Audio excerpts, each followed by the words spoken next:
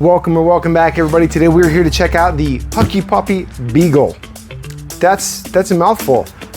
Now, the main part of this isn't going to be the setup, it's going to be the ride. So we are going to go through a couple quick things in the setup, but let's go ahead and speed through that. Let's just go ahead and speed through that and we'll get to the good part. Let's do it. Okay, taking a look at the way this thing is packaged, just coming on through. You can see they have the seat fully wrapped. Kind of see it there. That looks pretty solid. There's going to be a little bit of assembly here, guys, but let's get it all unboxed and we'll get into the assembly. All right, so another quick touch here. Guys, packaging with this kind of stuff is important. These units are not cheap. We're not talking a $200 or $300 e-bike here. We're talking something quality. So you can see up there, they have a guard around the actual brake rotor right here. They have rubber, zip tied, silicone, whatever. They have all of the important bits protected. Love to see it.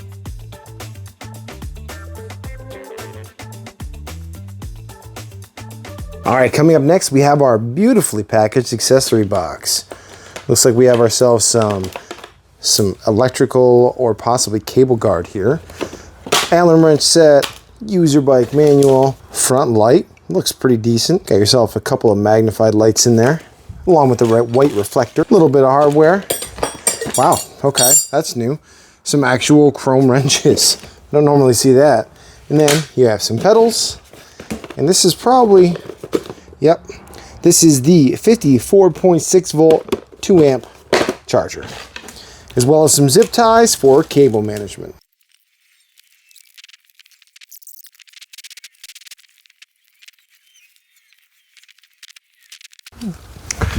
All right, front tire installation is going to be pretty simple.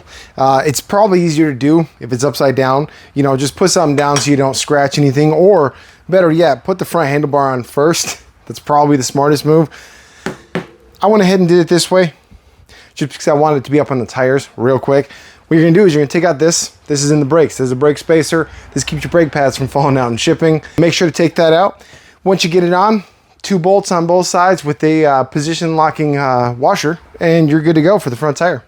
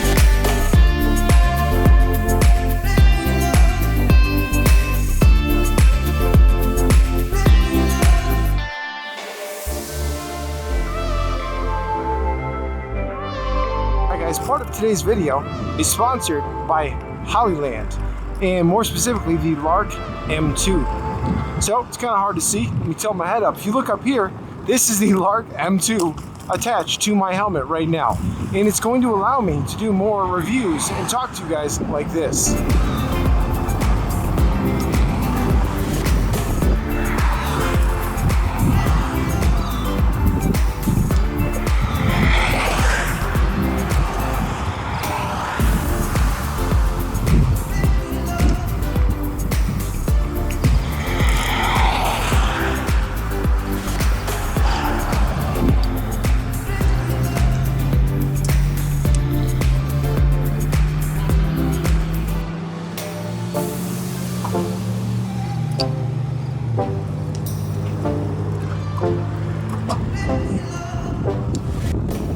Alright guys, let's take a quick peek here at the outside light.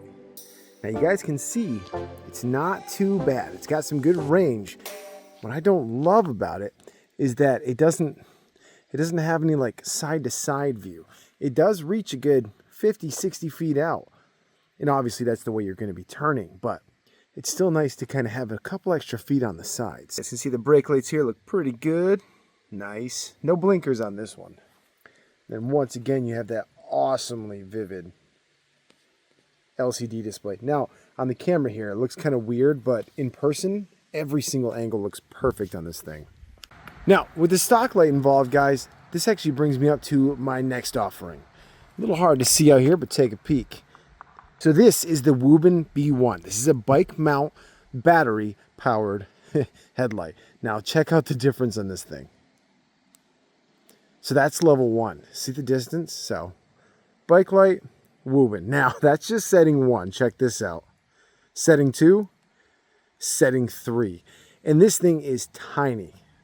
As you can see here in this footage, this thing is an absolute monster of a light. Like, right on the back, it's got 3 green LEDs showing your battery. It's got a couple buttons to change settings. And then it has this handy little battery-powered bank that goes with it. Honestly, if I'm buying a bike this nice, I'm probably going to pair it with something like the Woobin B1. I'm going to put links to this thing down below, guys. They sent this over for me to try out, honestly, a few months ago. This is my first chance to check it out. But let's do a light comparison again. So on the left, we have the Woobin. On the right, we have the bike light. Now, level 1, the bike light is brighter. Then level 2, then level 3. My God, this thing, look at the trees across the street. Holy cow. What an absolute monster of a light. All right, guys, just going over that light I was showing you guys. Check this thing out. It is absolutely tiny, but it mounts so firm. Then you have the cable that runs down and attaches to this. So this box has a connector, connects right to it, super simple and easy to use, and you charge this separately. Next up, something I want to talk about on the bike. You have the adjustable front shocks. This is your preload. This over here is your lockout. So this is going to stiffen the front forks. Then this other side is going to lock them out completely.